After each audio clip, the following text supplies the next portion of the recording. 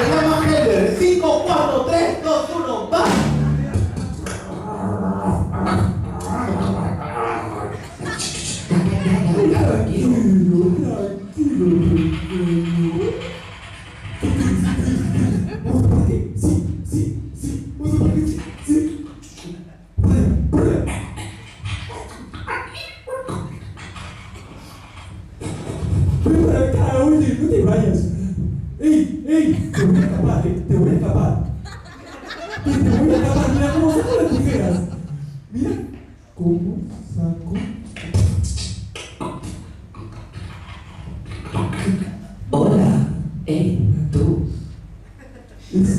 Sí, tú.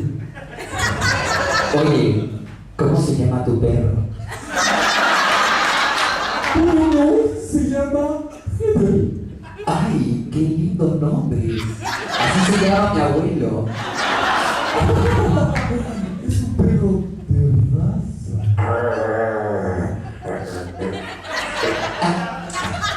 30 segundos. A ver, oye, ¿quieres venir a mi casa con tu perro? Bueno, entonces vayamos los tres. Nunca había hecho esto antes. Ay, no te preocupes, yo lo hago todo el tiempo.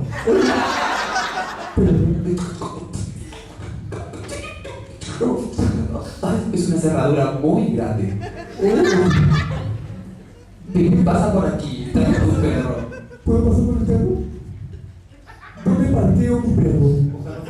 Aquí, lo voy a poner amarrado a la tubería. Bien, entonces ahora sí de la cochinada, ¿no?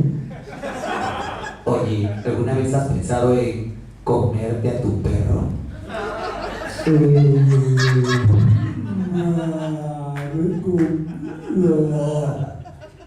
Ay, mira, yo te voy a hacer una receta especial de perro a la cacerola.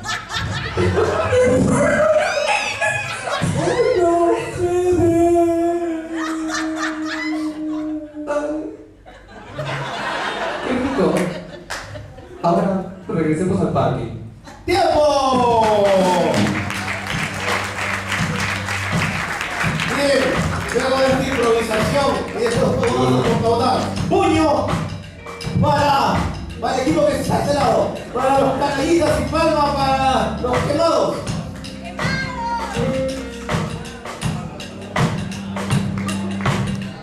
¿Se cuenta o Palma. Parece Palma. que hay más palmas. El punto es para los quemados.